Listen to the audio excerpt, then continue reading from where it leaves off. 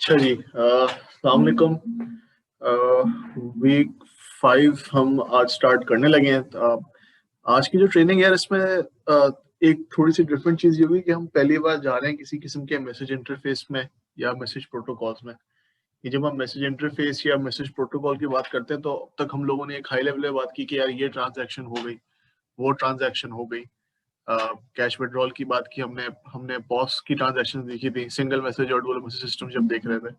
वो सारी जो चीजें होती हैं, उनके होने के लिए पीछे जो इंटरफेस चल रहा होता है एग्जैक्टली वो क्या है, आज हम उसको देखेंगे थोड़ा डिटेल में कि वो किस तरह काम करता है, उसके क्या मैकेनिज्म्स होते हैं। सो स्टार्ट ऑफ करते हैं। बिल्कुल इसको समझने के लिए, थोड़ा आसान करने के लिए हम कैश विड्रॉल की एक ट्रांजैक्शन लेके जा रहे हैं। मैं ऑफिस रख रहा हूँ ताकि बीच में स्कीम भी आए और बाकी चीजें आए, ताकि वो हम फिर कॉन्सेप्ट को सही से रिलेट कर सकें। तो ट्रांजैक्शन को देख के शुरू करेंगे और फिर आहिस्ता आहिस्ता मैसेज फॉर्मेट की डिटेल्स में हम जाना शुरू करेंगे।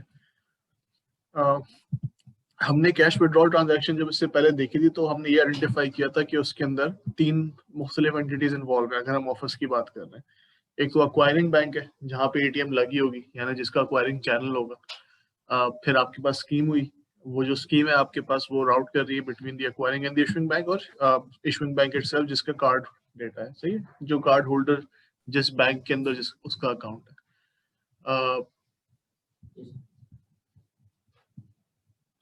ठीक है, तो जिसमें उसका अकाउंट है। अब इन सब के बीच में जब आपके पास ट्रांजैक्शन होने लगती है तो हमने देखा था पहले तो आपके पास एक फाइनेंशियल रिक्वेस्ट मैसेज जाता है, राइट। आज हम देखेंगे कि इसको हम बेसिकली 0 to 100 का मैसेज कहते हैं। वो 0 to 100 का मैसेज क्या होता है उसको भी देखते हैं। तो ये एक मैसेज आपके पास रिक्वेस्ट आती है अक्वायर की तरफ से इशूर की तरफ। बीच में इसको डिफरेंट एंटिटीज ने हैंडल किया। पहले एक्वायरिंग बैंक ने हैंडल किया, उसने एटीएम से उसको लिया, पैकेज किया, स्कीम को भेजा, स्कीम ने उसको हैंडल किया, शायद कुछ ट्रांसफॉर्म करने की जरूरत पड़ेगी तो करेगा, फिर आगे ईश्वर को देगा। ईश्वर के पास आया, उसने फिर वहां पे भी एक कॉम्प्लेक्सिटी है। वहां पे जब मिडिलवेयर के पास आएगा तो उसने सीएमएस से जाके भी वैलिडेट कराना है, फिर उसने जाके कोर बैंकिंग से भी बात करनी है। तो यहाँ पे देखिए हर स्टेज के ऊपर इंटरफेसेस इन्वॉल्व है, हर सिस्टम से बात कर रहे हैं। अब यहाँ पे कितनी वेरिएशन होगी, कितने डिफरेंट किस्म के फॉर्मेट्स होंगे, ये ड्राइव करेगा आपके सोल्यूशन की कॉम्प्लेक्सिटी को। अगर आप एक ऐसे इन्वायरमेंट में बैठे हैं जहाँ पे 6 अलग सिस्टम में 6 अलग इंटरफेस चल रहे हैं, तो अगर कोई चेंज करने आप जाते हैं, तो जब आप चेंज करने जाएंगे तो 6 दफा जाने का मकसद है कि 6 दफा काम होगा उसके ऊपर। अगर एक ही इंटरफेस यूज हो रहा हो तो एफर्ट आपकी कम हो जाती है। ये वो स्केलेबिलिटी के कंसर्न्स होते हैं जिनको हम देखते हैं डिजाइन करते हुए सोल्यूशन। इसी तरह जब हमारे पास रिस्पॉन्स आएगा उस रिक्वेस्ट का, तो ये भी एक किस्म का मैसेज है। अभी हम आगे देखेंगे, इसको हम 0 to 10 कहते हैं। तो 0 to 100 का मैसेज जाता है और 0 to 10 का मैसेज आता है। वो क्या होता है अभी उसका स्ट्रक्चर हम देखते हैं 1 मिनट में। लेकिन चलें, ये तो हैप्पी पाथ ट्रांजैक्शन हो गई ना कि 0 to 100 है और 0 to 10 है। अगर आपके पास फर्ज करें कोई रिवर्सल आ जाती है फॉर एनी रीजन व्हाटसोएवर, आपका मेल फंक्शन हो जो भी हो, और रिवर्सल आती है, तो फिर वो भी एक किस्म का मैसेज है। उसको हम क्या कहते हैं, वो 0 to 100 का मैसेज होता है यूजुअली। वो फिर आता है, उसका रिस्पॉन्स आता है। ये चीजें किस तरह काम करती हैं इनको भी हम देखते हैं यहाँ पे। जिस तरह से अभी हमने इसका लैंडस्केप बनाया, इसको एक दफा देखते हैं कि इसमें सिस्टम्स कौन कौन से इन्वॉल्व थे। तो हमने ये कहा कि सबसे पहला जो इन्वॉल्व है सिस्टम, वो तो एक्वायरिंग बैंक के एंड के ऊपर है। एटीएम बात कर रहा है अपने किसी न किसी कंट्रोलर से। तो चैनल्स यूजुअली जो होते हैं वो किसी न किसी कंट्रोलर से या किसी उससे बात कर रहे होते हैं, सिस्टम से, जहाँ पे वो रजिस्टर होते हैं, कंट्रोल होते हैं, लिमिट्स वगैरह उनकी मेंटेन होती है, उनके स्टेटस चेक्स होते हैं, नेटवर्क हेल्थ मॉनिटर होती है। यूजुअली एटीएम और पॉस के केस में होता है। जैसे पॉस में हमने कहा था नैक होता है, नेटवर्क एक्सेस कंट्रोलर, तो इसी तरह एटीएम्स के लिए एटीएम कंट्रोलर होता है। एटीएम्स बात करते हैं एक बिल्कुल ही अलग किस्म के मैसेज इंटरफेस पे, उसको एनडीसी कहा जाता है। ये जो है वो मतलब इस पे वैसे ऑनेस्टली यहाँ पे हम एटीएम्स पे कोई काम नहीं करते एट बेसिस, तो मोस्ट प्रॉब्ली आप लोगों को इसका कोई इतना कंसर्न नहीं होना चाहिए। और क्वाइट फ्रैंकली ये technology, this is technology that is on it's way out. अब एटीएम्स हैं और एक बहुत बड़ा हिस्सा है, लेकिन जो इनोवेशन हो रही है वो एटीएम्स में नहीं हो रही है, वो दूसरे चैनल्स पे हो रही है, दूसरी जगहों पे हो रही है। So but just to give you guys context, ये एनडीसी एक फ्रेमवर्क होता है, मैसेज प्रोटोकॉल होती है, फिक्स लेंथ मैसेज होता है। इसके ऊपर एटीएम्स बात करते हैं अपने एटीएम कंट्रोलर से। फिर इसके बाद जितनी कनेक्टिविटी हो रही है ना आपके पास मिडलवेयर्स के बीच में, स्कीम्स के बीच में, मोस्ट ऑफ द टाइम ये जिस मैसेज फॉर्मेट पे होती है उसको हम ISO 8583 कहते हैं। आज के जमाने में ये डिफैक्टो स्टैंडर्ड है। तकरीबन हर जगह या तो 8583 इस्तेमाल हो रहा है या 8583 की कोई अडेप्टेशन होगी, थोड़ा फ्लेवर चेंज करके कुछ उसमें चीजें होंगी, लेकिन होगा मोस्ट प्रॉब्ली यही। ये भी this is also phasing out, it's also on it's way out. आप में से जिन लोगों ने अगर MBG पे नीचे काम किया है या कर रहे हैं या देखा लोगों को काम करते हुए, तो अब आप लोग देख रहे होंगे टर्म यूज हो रही है ISO 222 बहुत ज्यादा। So that is the new message protocol, or that is the one that is expected to replace 8583 completely over the next few years.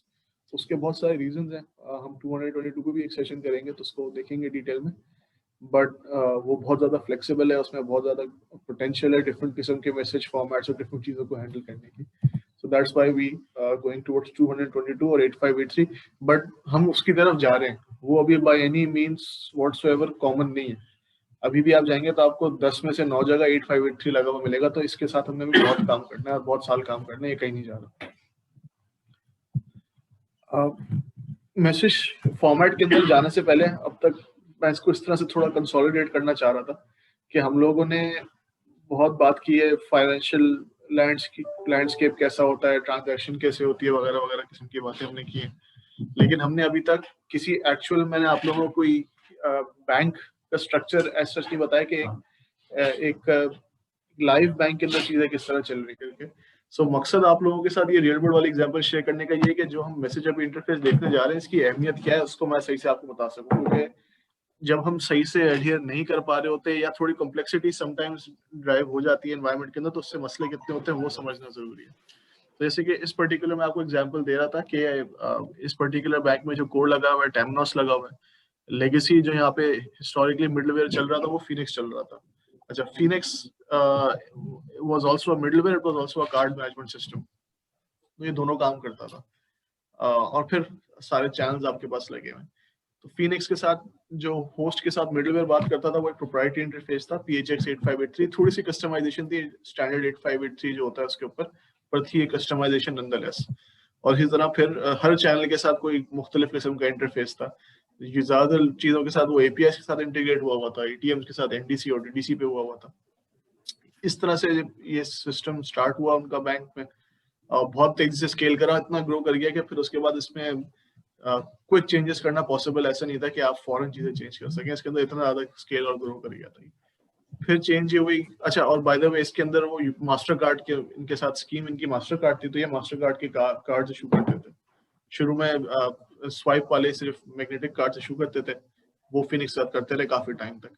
फिर प्रॉब्लम ये हुई कि हमारे पास आए EMVCO के स्टैंडर्ड्स। अब EMVCO के स्टैंडर्ड्स जब आए तो वो सारी कॉम्प्लेक्सिटी आई जो हमने लास्ट और फिर लास्ट टाइम बात की थी कि चिप होनी चाहिए, चिप में क्रिप्टोग्राम होना चाहिए, ARQC जनरेट हो, ARPC जनरेट हो, तो वो ठीक ठाक बड़ी चेंज थी। वो ऐसी चेंज नहीं थी कि आप CR करके CMS के अंदर लगा दें। उसमें CMS ने की रखनी है अपने पास, की रखने की साइंस अलग है, की जनरेट करने की साइंस अलग है, 10 किस्म के उसमें मसले थे। तो ये एक इशू हुआ कि ये जो एग्जिस्टिंग सिस्टम लगा हुआ था ये तो ये काम नहीं कर सकता था। और जिस तरह से ये रिक्वेस्ट आई भी थी स्टेट बैंक की तरफ से जब मैंडेट आया था, तो थोड़ी बैंक्स को परेशानी ये भी हुई थी कि हर बैंक की बस की बात नहीं होती कि हर काम फौरन कर ले। ये बहुत बड़ी एक्सरसाइज है कि अब आप सोचें एक बीच में मिडलवेयर लगा हुआ है, उससे कोर भी बात कर रहा है, कोर से इंटीग्रेशन करना भी मतलब एक हेवी ड्यूटी टास्क होती है, अच्छी खासी कॉस्ट इन्वॉल्व होती है उसकी in terms of commercials and in terms of time as well. तो वो ऐसी चीज नहीं इसको आप बार बार कर सकें कि आप हर साल एक प्रोजेक्ट ये खोल के बैठ जाए, ऐसा नहीं हो सकता। यही कॉम्प्लेक्सिटी फिर चैनल्स के साथ है। आप राइट साइड पे देखें 5-6 चैनल्स तो मैंने यहाँ पे लिखे हैं, इसके अलावा और भी चीजें थी और 1000 किस्म की इंटीग्रेशन होती है। तो आप हर बार जब बीच का सिस्टम उठा के चेंज करें तो वो सारे काम दोबारा करने पड़ते हैं। ये एक ऐसी कॉस्ट है जिसको बैंक हर 2-3 साल में कर सके, ये काम 5-6 साल में एक दफा होता है। ठीक है, तो हम बात ये कर रहे थे कि फिर आए EMVCO के स्टैंडर्ड्स, और जब EMVCO के स्टैंडर्ड्स आए तो फिर परेशानी ये हुई कि इन रिक्वायरमेंट्स को मीट हम कैसे करें। तो इसको मीट करने के लिए इंडस्ट्री ने अलग अलग सोल्यूशंस निकाले। जहाँ पे फिनिक्स लगा हुआ था, जो हमारी पुरानी कंपनी है, हम लोगों ने फिर ये किया था कि हमने एक दूसरी प्रोडक्ट बनाई थी इस वक्त आइरिस के नाम से। और हमने ये किया था कि ठीक है, जहाँ पे फिनिक्स लगा हुआ है, बैंक्स का मसला ये है कि वो फिनिक्स को निकाल नहीं सकते क्योंकि सारे चैनल्स इंटीग्रेट हुए हुए, होस्ट इंटीग्रेट हुआ हुआ, लेकिन मैंडेट भी मीट करना है। तो हमने आइरिस लगाया वहाँ पे। आइरिस को हमने कहा कि ये आइरिस इन अ बॉक्स हम लगाएंगे, सिर्फ आप फिनिक्स और आइरिस के बीच में एक इंटरफेस नया बना लें 8583 के ऊपर। जब कार्ड की ऑथराइजेशन करनी होगी ना, यानी कि ARQC ARPC वाला काम करना होगा, जब चैनल से ट्रांजैक्शन आए तो आप फिनिक्स को दीजिएगा जैसे अभी आप देते हैं। फिनिक्स आगे होस्ट को देने से पहले आइरिस को दे दे, आइरिस अपना काम शाम करके वापस फिनिक्स को दे देगा। तो ये सिर्फ एक पॉइंट के ऊपर चेंज करनी पड़ी, which was ठीक है, fine, at that time it made sense and it was a good decision। उसके बहुत फायदे भी हुए हमको, हमने बहुत सारे बैंक्स को कंप्लायंस मीट करने में एनेबल कर दिया था। लेकिन इसका एक नुकसान क्या हुआ जो कि उस वक्त नहीं नजर आता, लेकिन ओवर पीरियड ऑफ टाइम नजर आता है कि एक इंटरफेस और ऐड हो गया वहां पे। अब जब भी कोई चेंज होनी तो वो एक जगह और होनी थी, राइट। एक प्रॉब्लम ये हुई, इस चीज से हम आगे बढ़े। फिर हमारे पास नेक्स्ट चीज आई कि बैंक ने after a long period of time कहा कि यार फिनिक्स मेरे पास इतने सालों से लगा हुआ है, मुझे निकालना है, अब मैं क्या करूं, क्या मैं हर चीज IS3 के ऊपर लेकर आ जाऊं? IS3 को लगे हुए भी कुछ साल हो गए थे इस वक्त। तो उस वक्त हमने कहा कि नहीं ठीक है, हम ऐसा करते हैं कि हम IS3 पे चीजें नहीं लगाते, हम IS5 अब आगे हम IS5 यहाँ पे लगाते हैं। इसमें ये XYZ और सारी नई चीजें हैं जो कि कैटर हो रही हैं आज के जमाने के हिसाब से, कॉन्टैक्टलेस ये वो वगैरह बहुत सारी चीजें थी जो कि उसमें काफी हद तक आसानी होती। तो हम IS5 लगाते हैं, IS5 लगाएंगे, उसमें पेपाल के कार्ड इशू करेंगे, वो वाले सारे कार्ड यहाँ माइग्रेट करेंगे, एक एक करके आहिस्ता आहिस्ता चैनल्स को यहाँ लेते आएंगे, पहले एक चैनल लेकर आए, फिर दूसरा लेकर आए, और फिर फिनिक्स को हम फेज आउट कर देंगे। ये करने की नियत हमारी थी, लेकिन इसमें बहुत सारे प्रॉब्लम्स हुए, कुछ प्रोजेक्ट मैनेजमेंट के इश्यूज हुए, कुछ और चीजें हुई। At the end of the conclusion क्या निकला कि there was at one point ऐसा चल रहा था कि उस बैंक के अंदर 3 मिडलवेयर लगे हुए थे और 2 CMS लगे हुए थे, जो कि बेसिकली एक सिस्टम होना चाहिए था या 2 सिस्टम होने चाहिए थे, लेकिन कॉम्प्लेक्सिटी ड्राइव ऐसी होती है कि 3 चीजें बन गई। अब जब हम इस लैंडस्केप में कुछ भी करने जाते थे ना, तो हम सर पकड़ के बैठ जाते थे कि यार कहाँ कहाँ पे क्या क्या करें। जो काम 10 दिन में होना चाहिए वो काम लिटरली 50-50-60 दिन में होता था, क्योंकि वो कॉम्प्लेक्सिटी इतनी ड्राइव हो गई थी। तो दैट इज वाई एक स्टैंडर्डाइज्ड इंटरफेस, स्टैंडर्डाइजेशन की अहमियत आपको बताने का मकसद ये था। तो वो जो स्टैंडर्ड इंटरफेस होता है वो यूजुअली ISO 8583 का फॉर्मेट होता है हमारे पास, जिसको हम थ्रू आउट कंप्लाई करें और यूज करें। अब इसको समझने जाते हैं कि ये एक्चुअली होता कैसे। सो एक सिनेरियो ये कि चलें कि अगर आपके पास एक परचेस हो रही है किसी स्टोर के अंदर, हम परचेस की ट्रांजैक्शन इनिशिएट कर रहे हैं, तो वो किसी एक्वायर नेटवर्क के थ्रू आएगी, ठीक है, और आएगी ईश्वर के पास पीछे, जहाँ पे उसका बैंक अकाउंट हेल्ड है। अब वहां पे जब आएगी तो क्या इन्फॉर्मेशन हमें पास करनी होगी, एक्वायर से क्या इन्फॉर्मेशन जाएगी ईश्वर के पास? ट्रांजैक्शन की अमाउंट होगी उसके अंदर, उसमें जो सिक्योरिटी की हमने इन्फॉर्मेशन बात की है, कार्ड की डिटेल्स, हो सकता है पिन जा रही हो, या हो सकता है कोई वैलिडेशन का रिजल्ट जा रहा हो आपका, 10 किस्म की चीजें हो सकती है। उसके पास जाए, वो उस इन्फॉर्मेशन को प्रोसेस करे, ये सारी चीजें उस मैसेज फॉर्मेट के अंदर होनी चाहिए, और फिर जब वो रिस्पॉन्स करे, ऑथराइजेशन करे, जो भी उसकी डिटेल्स दे वो आपके पास उस मैसेज में होनी चाहिए। तो ये सारी चीजें जो है वो 8583 के अंदर जब हम टैगल करते हैं, तो ये जो इस वक्त आपको नजर आ रहा है बड़ी लंबी सी string, this is an example of a typical 8583 message. इसको अभी हम फिर अब ब्रेक करके डिसाइफर करते हैं कि इसके कंपोनेंट्स एग्जैक्टली बनते किस तरह से, पर ये इस तरह का कुछ नजर आता है। जब ऑब्वियसली ये आपके पास पाइप में ट्रांसमिट हो रहा होता तो इनक्रिप्टेड होता है, इस शक्ल में नहीं होता, but if you look at it in a clear pattern तो आपको ये ऐसे नजर आएगा। इसके हैं क्या क्या कंपोनेंट्स? एसेंशियली जो 8583 मैसेज है उसके 4 कंपोनेंट्स होते हैं। पहला कंपोनेंट जो होता है उसको हम कहते हैं MTI, मैसेज टाइप आइडेंटिफायर। दूसरे कंपोनेंट और तीसरे कंपोनेंट्स को हम बिटमैप्स कहते हैं। तो प्राइमरी बिटमैप तो होता ही होता है, सेकेंडरी बिटमैप समटाइम्स होता है, समटाइम्स नहीं होता। और एक चौथी चीज होती है जो फिर डेटा एलिमेंट्स होते हैं, ये वो टैग्स हैं या वो एलिमेंट्स हैं जिनके अंदर आपकी एक्चुअल इन्फॉर्मेशन फिर जारी होती है, राइट, ट्रांजैक्शन इन्फॉर्मेशन और बाकी सारी चीजें इस सेक्शन के अंदर होती है बेसिकली। अगर इसको समझने की कोशिश करें तो ये जो पहले 3 हमने बात की ना, MTI, प्राइमरी और सेकेंडरी बिटमैप, ये आपके पास इनको आप कह सकते हैं कि ये इंडेक्सेस हैं, हेडर्स हैं, इसमें एक्चुअल ट्रांजैक्शन इन्फॉर्मेशन नहीं होती है सच। इसमें सिर्फ मैसेज के स्ट्रक्चर की डिटेल्स होती हैं, क्या क्या आएगा क्या नहीं आएगा वो ये बता रहा होता है, और ये किस किस्म का मैसेज है ये बता रहा होता है। जो एक्चुअल इन्फॉर्मेशन होती है कि भाई इस ट्रांजैक्शन में क्या करना है, कितनी की ट्रांजैक्शन है, कौन कर रहा है, वैलिडेशन की इन्फॉर्मेशन, वो सारी डेटा एलिमेंट्स के अंदर होती है। जब हम MTI को कहते हैं तो MTI बेसिकली एक 4 डिजिट का नंबर होता है। ये 4 डिजिट का नंबर होता है ना, इसको इसके 4 हिस्से हैं। जो पहला डिजिट है वो आपको ये बताता है कि ISO 8583 का वर्जन कौन सा है ये। जो दूसरा डिजिट है वो आपको ये बताता है कि मैसेज किस क्लास का है, किस क्लास का है। तीसरा बताता है इसका फंक्शन क्या है। चौथा बताता है ये आया कहाँ से, इसका ओरिजिन क्या है। इसकी डिटेल्स में भी जाते हैं कि एग्जैक्टली इससे हमारा क्या मतलब है। पर ये जो आपके पास फिर प्राइमरी बिटमैप होता है, ये बेसिकली इट्स एक हेक्साडेसिमल नंबर होता है। इसको जब आप कन्वर्ट करें बाइनरी के अंदर तो इसकी लेंथ बनती है तकरीबन कोई 64 बिट्स। वो आपको ये बताते हैं कि 128 डेटा एलिमेंट्स हैं टोटल, वैसे ज्यादा भी हैं। ट्रेडिशनली स्पीकिंग ISO 8583 87 में 128 डेटा एलिमेंट्स होते हैं, और ISO 8583 के फिर जो दूसरे वर्जन है उसमें 192 192 डेटा एलिमेंट्स होते हैं। तो वहाँ पे एक टर्शियरी बिटमैप भी आ जाता है, पर वो इतना कॉमन नहीं है, यूजुअली 2 में ही काम हो जाता है हमारा सारा। तो प्राइमरी बिटमैप में जो बाइनरी फील्ड्स होती हैं वो आपको बताती हैं कि 1 से लेकर 64 तक कौन से डेटा एलिमेंट्स मौजूद हैं, और अगर सेकेंडरी बिटमैप हो तो वो आपको ये बताता है कि 65 से लेकर 128 तक कौन से डेटा एलिमेंट्स इस मैसेज के अंदर मौजूद हैं।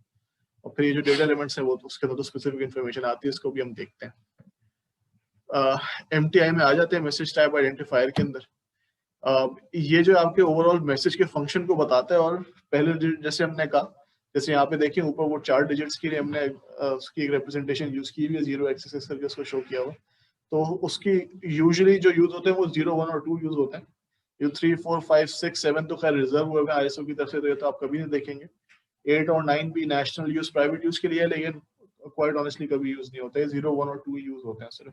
इसमें भी most of the time 0 use होता है, 1 और 2 भी बहुत कम इस्तेमाल होता है। पहले डिजिट तो आपको ये बताती है कि ये जो मैसेज आया है ये किस वर्जन के ऊपर है, ताकि फिर उसके बेसिस पे आप फर्दर प्रोसेसिंग करेंगे। जो सेकंड डिजिट है वो आपको ये बताता है कि मैसेज की क्लास क्या है।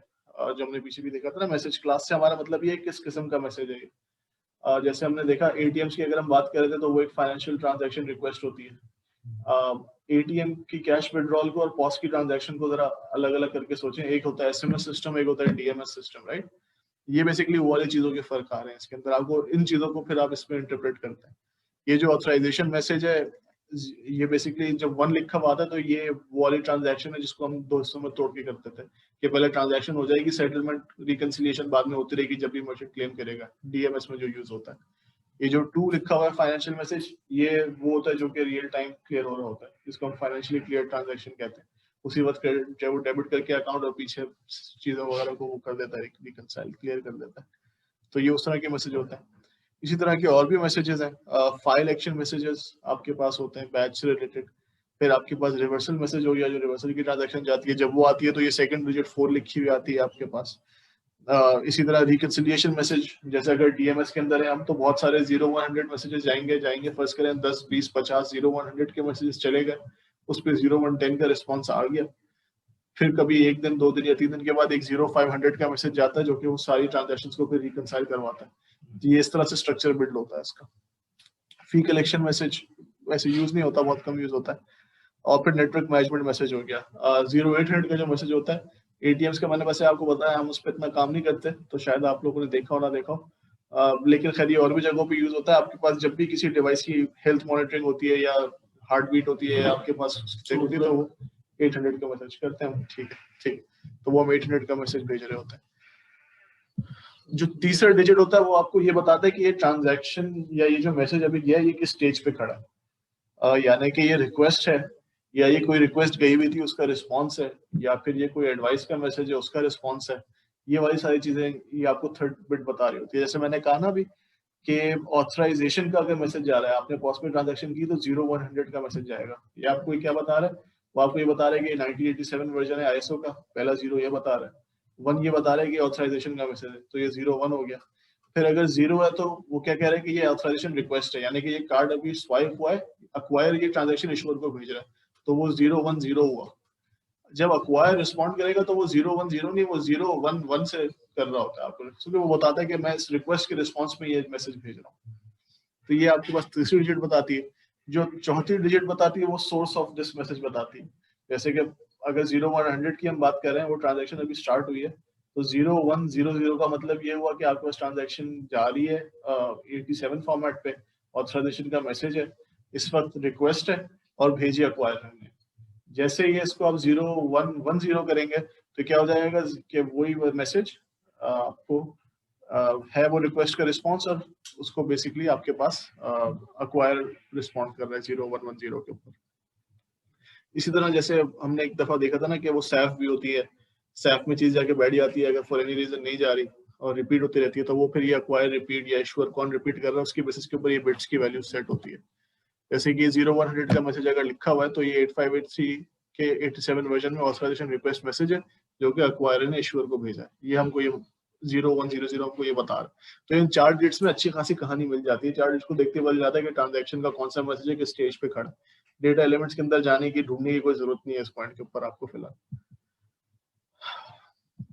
इस MTI की बेसिस पे, इन 4 डिजिट्स की बेसिस के ऊपर ये वो अलग अलग कॉम्बिनेशन हैं जो कि पॉसिबल है। ऑब्वियसली कॉम्बिनेशन याद करने की जरूरत नहीं है, आप बस इन 4 डिजिट्स की साइंस को समझें। ये जो 0-1 वाले मैंने पहले 4-5 डाले मैसेज, यहाँ पे ये सारे ऑथराइजेशन से रिलेटेड मैसेजेस हैं। फिर ये जो 0-100 वाले मैसेज हैं सारे हमारे पास ये फाइनेंशियल ट्रांजैक्शन वाले मैसेज हैं, ये वो जो यूजुअली आपके पास ATM से आ रहे होते हैं, जा रहे होते हैं। और एक आखिरी मैंने आप लोगों को दिखाया कि अक्वायर के लिए रिवर्सल का मैसेज जाता है।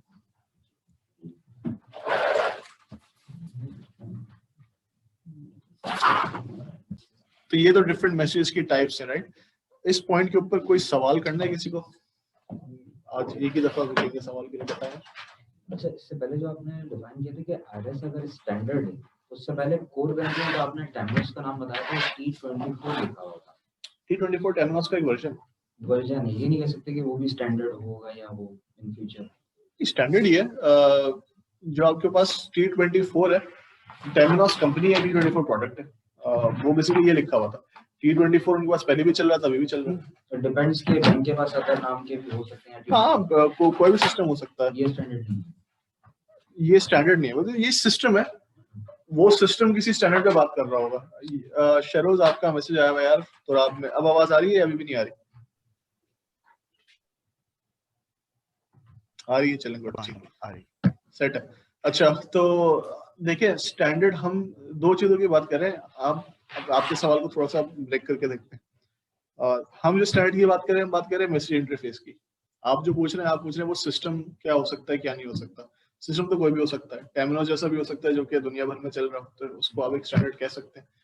आप इन हाउस डेवलप कर लें, यहाँ पे है हबीब मेट्रोपॉलिटन बैंक ने आज तक जो है वो बल्कि वो तो गालमन शायद मिडलवेयर है, उनका एग्जांपल दे रहा हूँ। मिडलवेयर जैसे अभी ओपन कनेक्ट हमारी प्रोडक्ट है, टीपीएस की तरफ से जाती है, आयरिस, अवांजा का जाता है, रॉन्डेवू, ये अलग अलग स्टैंडर्ड्स जो कि चल रहे हैं इंडस्ट्री के अंदर। बीपीसी का स्मार्ट विस्टा, राइट? वो एक बैंक है जिसने इन हाउस डेवलप किया हुआ, वो किसी से नहीं लेता। तो हर किसी की अपनी अपनी होती है प्रेफरेंस, लेकिन बाय एंड लार्ज मेजॉरिटी ये स्टैंडर्ड्स अडॉप्ट किए जाते हैं। लेकिन उस केस के अंदर भी अगर उन्होंने अपना भी लगाया हुआ है ना, तो वो भी 8583 पे बात कर रहे हैं, क्योंकि स्कीम 8583 पे बात करती है ना। स्कीम तो आपके लिए नहीं बदलेगी। पहली बात ये, आप ये जिद तो कर सकते हैं कि मैं अपने बैंक के अंदर चार अलग, मैं सिर्फ एपीआई से बात करूंगा, मैं 8583 पे नहीं करूंगा। आप कर लें, वो तो आपकी डेटा की मर्जी है, आपकी मर्जी है। बाद में वो कॉस्ट भी आपने बेयर करनी है। अगर आपने वाकई स्ट्रक्चर ऐसा बनाया हुआ है कि आपके पास एपीआई पे और उन चीजों पे इतनी अच्छी टेक्निकल टीम है कि आप बोले यार मेरे तो 8583 पे काम करना ज्यादा मुश्किल है, तो फेयर इनफ, कोई मसला नहीं है, आप कर लें। लेकिन स्कीम के साथ तो आप नहीं कर सकते। स्कीम तो एक स्टैंडर्ड है ना, हमने बात की थी। स्कीम क्या होती है? Standardized set of rules, guidelines and technical procedures. तो वो उसी वजह से होती है। बेसिकली मैं यही कंफर्म करना चाह रहा हूँ, जिस तरह का फिनिक्स को आरएस से रिप्लेस किया गया, तो ऐसा भी इन फ्यूचर सारे तमाम बैंक जो वो T24 ही एक्सेप्ट करें। डिफरेंट हो सकता है, डिफरेंट हो सकता है, सो कोई वो कुछ नहीं है। और ये आईएसओ के वर्जन्स जो होते हैं, इसमें डिफरेंस सिर्फ इनकी लेंथ का ही है, मजीद और नहीं, और भी होते हैं फील्ड्स एक्स्ट्रा, मतलब ऑब्वियसली लेंथ के साथ फिर फील्ड आगे पीछे और आ जाती है। मैसेज क्लास के अंदर भी थोड़ा बहुत फर्क आ जाता है, माइनर डिफरेंस होता है, ज्यादा डिफरेंस नहीं है। लेकिन ऐसा नहीं है कि स्ट्रक्चर ही तब्दील हो जाएगा, बिल्कुल ऐसा नहीं। ठीक है, तो ये हमने बात कर ली बेसिकली आईएसओ के मैसेज में डिफरेंट जो एमटीआईज की कॉम्बिनेशंस बन सकती हैं। अब हम इसको आगे चलते हैं, प्राइमरी एंड सेकेंडरी बिटमैप को देखते हैं। तो ये एक बिटमैप लिखा हुआ है, उसकी हेक्साडेसिमल में वैल्यू है। इसको जब हम बाइनरी में कन्वर्ट करें तो ये कुछ ऐसी वैल्यू बनेगी। So it's about going to be 64 bits. अब इसको ऑब्वियसली प्लॉट करके तो नहीं देख सकते इस वक्त, लेकिन ये जो आपके पास पूरी बाइनरी कन्वर्ट हो गई आ गई ना इस हेक्साडेसिमल से। हेक्साडेसिमल भेजने की मकसद ये होता है कि वो मैसेज की एटलीस्ट लेंथ को ना बढ़ाए। उसको हम हेक्साडेसिमल में इसलिए डेटा भेज रहे होते हैं ताकि वो थोड़ा कंप्रेस हो जाता है। लेकिन जब मिडलवेयर उसको ट्रांसलेट करता है बिटमैप को बाइनरी के अंदर, तो उससे उसको इंडेक्स मिल जाता है कि मुझे आगे कौन कौन से डेटा एलिमेंट्स एक्सपेक्ट करने हैं। ये जो सीक्वेंस है ना 0 1 1 1, जैसे देखें ये आपको पहली बिट 0 है तो वो तो नहीं आ रही। 1 1 1 का मतलब ये है कि डेटा एलिमेंट्स 2 3 और 4 इसके अंदर आएंगे, तो वो उसकी प्लेसमेंट इस तरह से आपको बता रही है। इसी तरह अगर आपके पास दो बिट मैप्स हो, तो यानी कि आप 1 से 64 और फिर 65 से 128 की प्लेसमेंट भी देख रहे हैं, तो अगर इस बिट मैप को हम कन्वर्ट करें बाइनरी में, तो मिडलवेयर को पता चल जाएगा कि मुझे ये सारे डेटा एलिमेंट्स आगे एक्सपेक्ट करने हैं, 2 3 4 6 10 12 वगैरह सारे के सारे। तो ये आपके पास जो है वो बिट मैप्स आपको बता रहे होते हैं। फाइनली हम आते हैं जो एक्चुअल सबसे इंपॉर्टेंट एलिमेंट है, वो है डेटा एलिमेंट्स। अब इन डेटा एलिमेंट्स के अंदर जो है ना आप सारा खेल हो रहा होता है ट्रांजैक्शन का।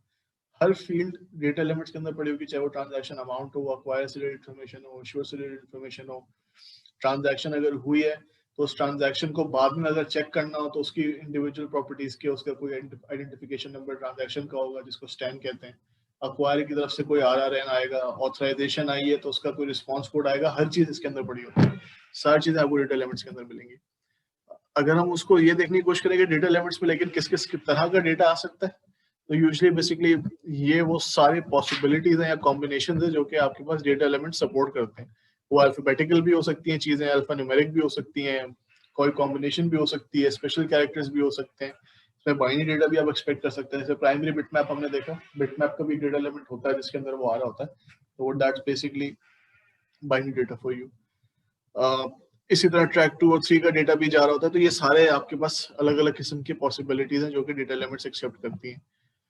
ये अगर हम देखें तो वैसे तो एक पूरी लंबी लिस्ट है, मैं पूरी लिस्ट आप लोगों के साथ वॉक थ्रू नहीं करूंगा, लेकिन कुछ डेटा एलिमेंट्स पे हम थोड़ा सा फोकस करते हैं।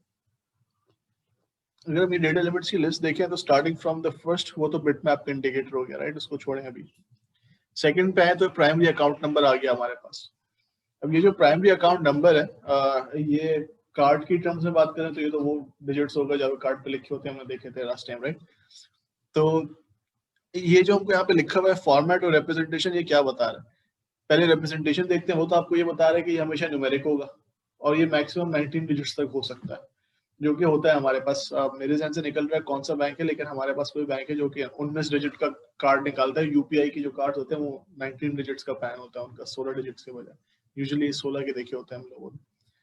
तो वो तो पैन आपको ये बता रहा था। ये जो फॉर्मेट लिखा हुआ है एल बार, वो आपको ये बता रहा है कि ये जब डेटा एलिमेंट के अंदर आप जाएंगे ना, तो 19 तो उसकी मैक्सिमम पॉसिबल लेंथ है, लेकिन वो स्ट्रक्चर ऐसे हुआ हुआ कि अगर फॉर एग्जांपल वहां पे आपको 19 बिट्स नजर आते हैं, तो आपको ये बताएगा कि एल पहले 2 बिट्स तो ये बताएंगे कि आगे कितनी लेंथ की आपके पास पैन की स्ट्रिंग है, यानी कि पहले 2 डिजिट्स आपको लेंथ बताएंगे और फिर बाकी के सारे डिजिट्स आपके पास जो होंगे वो उसके होंगे एक्चुअल पैन नंबर के। तो ये तो आपकी प्राइमरी अकाउंट नंबर इस तरीके से आता है। बाकी फील्ड में भी इसी तरह की चीजें होती है। जैसे अगर हम एक और देखें डेट एंड टाइम ट्रांसमिशन की, तो उसके अंदर आपके पास मैक्सिमम लेंथ उसकी फिक्स्ड है 10th है, और फॉर्मेट भी फिक्स है कि आपके पास मंथ और डेट पहले आ रहे हैं, फिर आवर्स मिनट्स एंड सेकंड्स आ रहे हैं। तो ये जिस टाइम के ऊपर ट्रांजैक्शन हो रही होती है, ट्रांसमिट हो रही होती है, उसके अंदर वो वाला टाइम आ रहा होता है। अच्छा, आगे भी बहुत सारी चीजों की इसी तरह के फॉर्मेट्स हैं।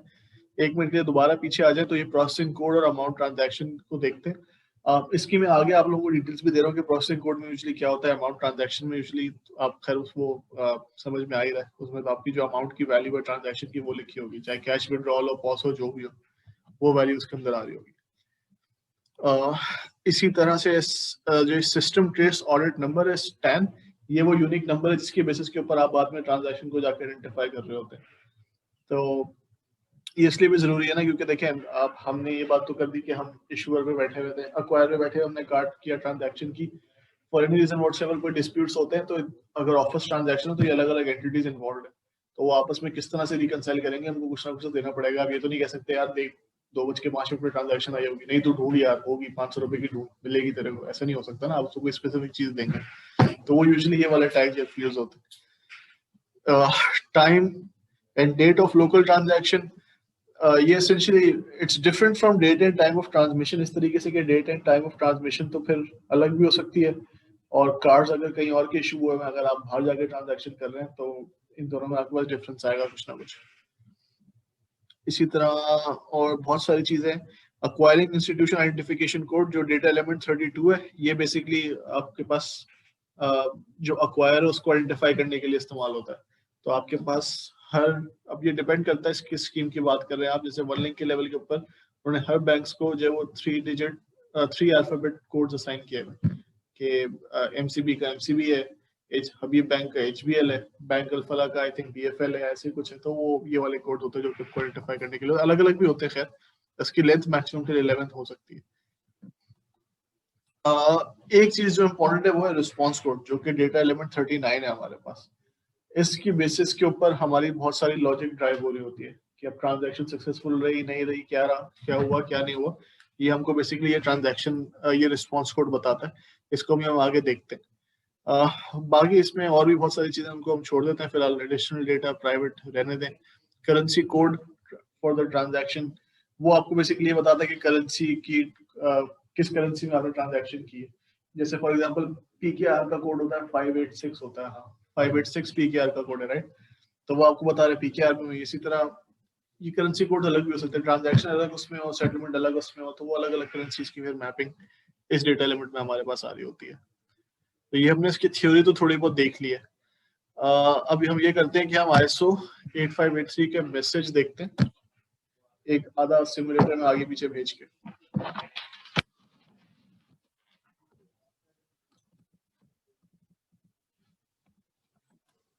ये वैसे अच्छी चीज है, आप लोगों में से अगर किसी ने देखी हो निया पे के नाम से है ये सिमुलेटर 8583 का, लेकिन टूल बड़ी जबरदस्त है, चीजों को विजुलाइज करने के लिए अच्छी रहती है। इसके साथ टाइम में तो थोड़ा खेलिएगा आप लोग। शेयर हुई ना करीम भाई ने की भी थी।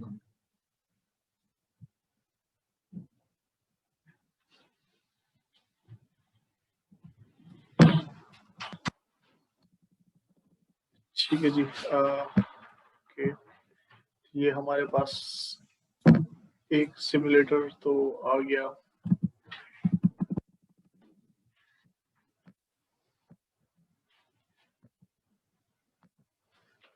Right, so left side of the screen पे मेरा अक्वायरर की सिमुलेटर है, right side of the screen पे मेरा इशूअर का सिमुलेटर है। Starting of from the issuer, server start कर देते हैं।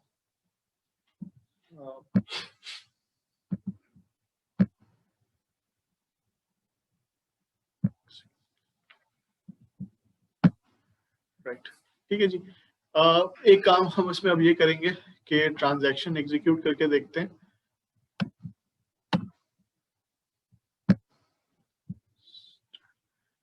ठीक है जी, so the first thing let's say हम एक फाइनेंशियल ट्रांजैक्शन हमारे पास एटीएम ऑथराइजेशन चले ले लेते हैं।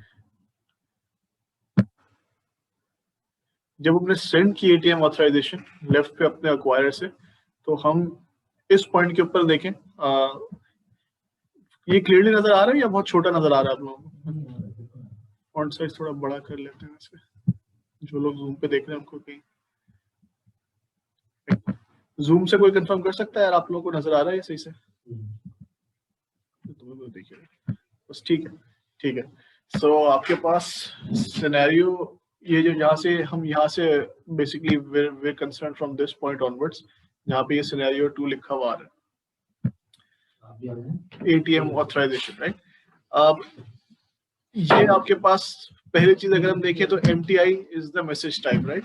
तो हमने जैसे कहा कि हम क्या भेज रहे हैं, अभी हमने एक ऑथराइजेशन मैसेज भेजा, तो ये 0100 का मैसेज हमारे पास आया है। यहाँ पे ये जो 0100 का मैसेज आया है, बाय द वे हमारे पास यूजुअली ये 0200 मोड में चल रहा होता है। यहाँ पे सिमुलेटर की कॉन्फ़िगरेशन हुई भी 0100 के ऊपर, तो आपके पास एक ऑथराइजेशन की मैसेज गई।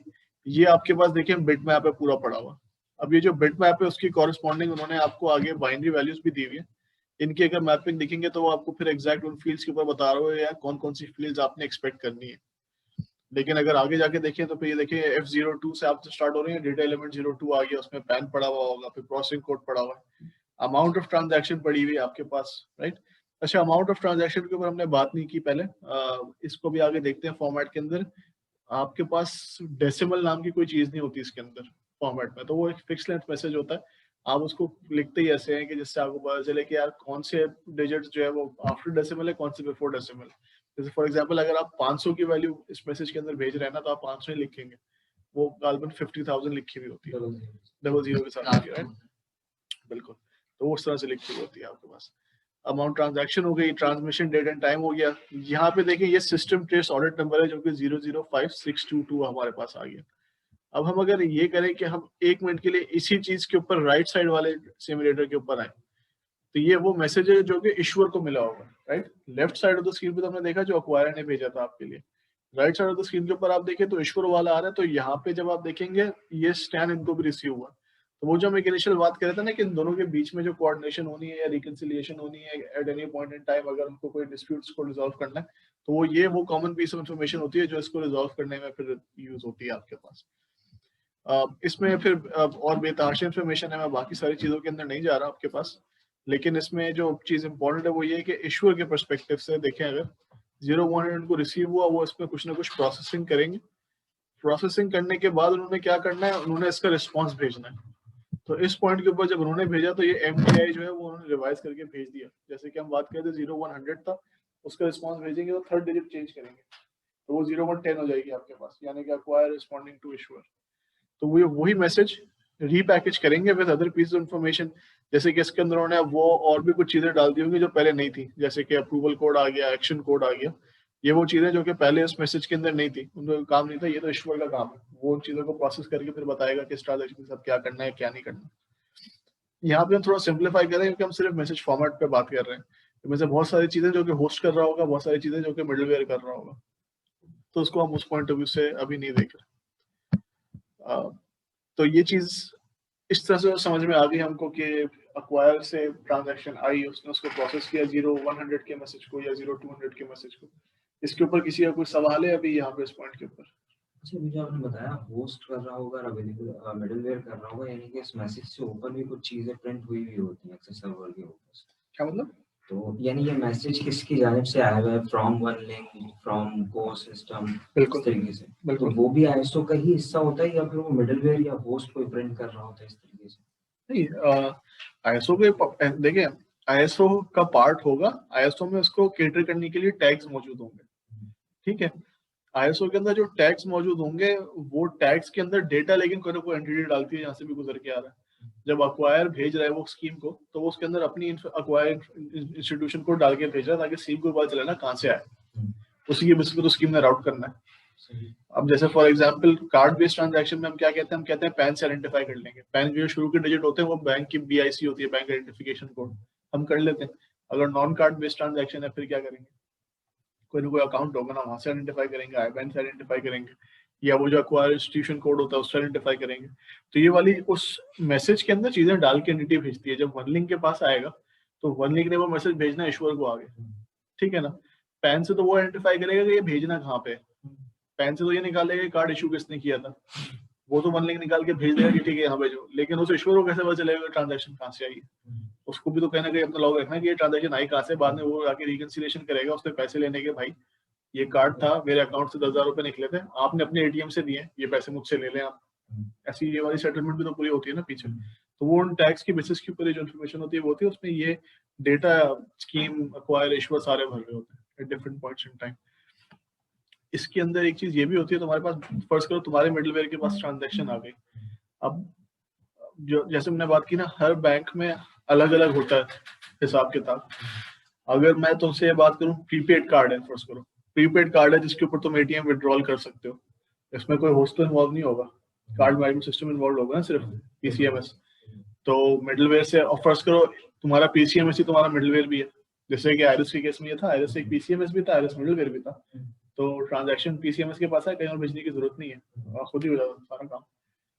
तो इस तरह से डिपेंड करता है कि अलग जगहों पे अलग तरीके से मैनेज हो रहा होगा। किसी बैंक में एक चीज चल रही होगी, उस वही सिचुएशन वही ट्रांजैक्शन दूसरे बैंक में बिल्कुल अलग तरीके से हो रही होगी, क्योंकि वो over a period of time landscape जिस तरह डेवलप होता है उस पर डिपेंड करता है। ये डिपेंड करती है डेवलपर की कौन सा कोड उसमें डम कर सकते हैं या कौन सा प्रिंट कर सकते हैं, डेवलपर को डिपेंड करता है। नहीं, डेवलपर पे डिपेंड एक हद तक करेगा, लेकिन स्टैंडर्ड्स होते हैं जो कि मीट करने होते हैं। जैसे कि मैं अगर वापस अपनी इसमें प्रेजेंटेशन में आऊँ, अब देखो आगे जो चीज है ना, मैं थोड़ा आगे जा रहा हूँ, यहाँ पे आते हैं। ये है data element 3 processing code, right. अब यहाँ पे प्रोसेसिंग कोड एक 6 डिजिट का नंबर होता है, हर ट्रांजैक्शन का पार्ट होता है, उसका फॉर्मेट फिक्स है और उसके अंदर क्या आएगा ये भी फिक्स है। अब उसके जो पहले 2 डिजिट हैं उसके अंदर आप ट्रांजैक्शन की टाइप ही बता रहे होंगे। अब वो डेवलपर अपनी तरफ से तो नहीं डाल सकता, वो तो एक स्टैंडर्ड लिस्ट है जो कि स्कीम में पब्लिश की गई है। ठीक है, यानी कि आपने बताया कि एमटीआई से लेकर डाटा एलिमेंट तक, हाँ, ये सारी चीजें आईएसओ 18583, ठीक है। इससे पहले का जो मैसेज प्रिंट हो रहा होता है तो वो भी इसी का हिस्सा होगा। इससे पहले के मैसेज से क्या मतलब है तुम्हारा? मतलब इससे पहले ये होता है कि जब बिटमैप प्रिंट होता है ना एक्चुअली में, उससे ऊपर लिखा होता है कि ये पूरा हेडर की बात कर रहे हैं ना आप? हो सकता है वो हेडर में प्रिंट होकर वैल्यू आ रही, वो बिल्कुल वो भी ड्राइव करेगा वन लिंक तुम्हारे केस में, क्योंकि देखो मैसेज कहीं ना कहीं से आगे कहीं ना कहीं जा रहा है ना। अगर तो तुम्हारे होस्ट और तुम्हारे मिडलवेयर के बीच में कोई इंटरफेस है, नहीं वो समझ आई, हो सकता है वो हेडर के साथ प्रिंट हो गया। सही। शहरोज भाई कह रहे हैं it's part of logs, custom log. Shahroz भाई आप माइक हटा के समझाना चाहेंगे थोड़ा सा सबको, ताकि क्लियर हो जाए।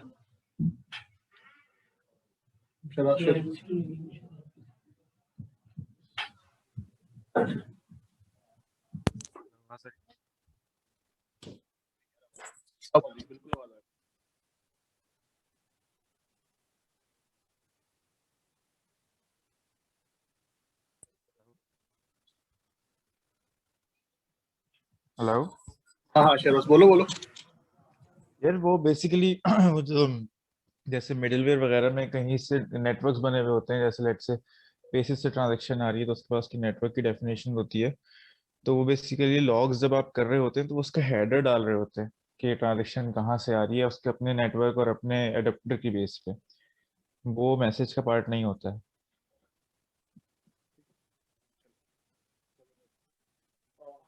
आगे चलते हैं यार, इसके ऊपर प्रोसेसिंग कोड हमने देख लिया। प्रोसेसिंग कोड से पीछे by the way primary account number था, उसमें हम काफी बात कर चुके हैं, तो मैं और उसमें नहीं जा रहा। बस एक चीज इस पे क्लैरिफाई कर देता हूँ कि पैन का मतलब सिर्फ ये नहीं कि वो कार्ड का पैन होगा, वो प्राइमरी अकाउंट नंबर है एसेंशियली। तो अगर कार्ड लेस ट्रांजैक्शन है तो उसमें CNIC भी आ सकता है, अगर बायोमेट्रिक आप कर रहे हैं। अगर आप कोई और इंस्ट्रूमेंट यूज करें तो उसमें वो कर सकते हैं।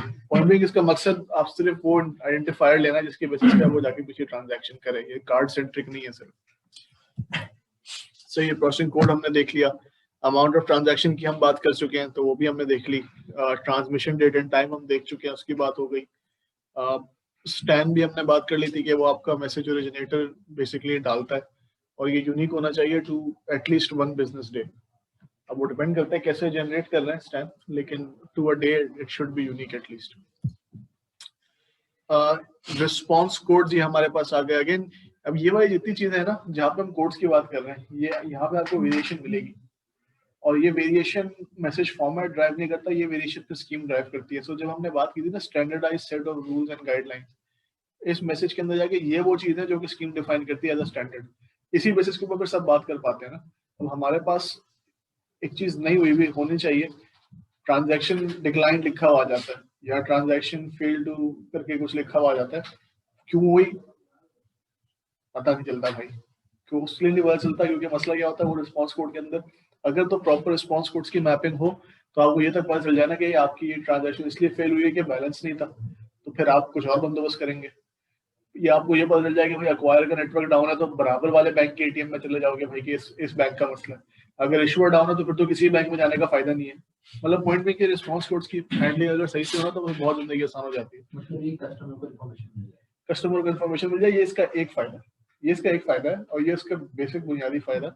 लेकिन इस तरह की ट्रांसपेरेंसी यूजुअली मिलती नहीं है, क्योंकि वो उसका रीजन ये होता है कि क्या होता है रिस्पॉन्स कोड की मैपिंग पे जब लोग आते हैं ना तो कहते हैं कुछ भी फेल हो वो जेनेरिक वाला डाल दे यार, इंटरनल एरर डाल के भेज दे बस। तो वो इस वजह से हमको वाली विजिबिलिटी नहीं मिलती। लेकिन जब तुम जाके स्कीम में देखोगे, फॉर एग्जांपल ये 1 लिंक की कोर्स मैं तुम लोगों को दिखा रहा हूँ, तो उसके अंदर एक बहुत ज्यादा लेवल ऑफ डिटेल है, तो वो प्रॉपर हैंडलिंग हो तो उसका बड़ा फायदा होता है। ये आखिरी चीज है जो मैं दिखाना चाह रहा हूँ इसमें।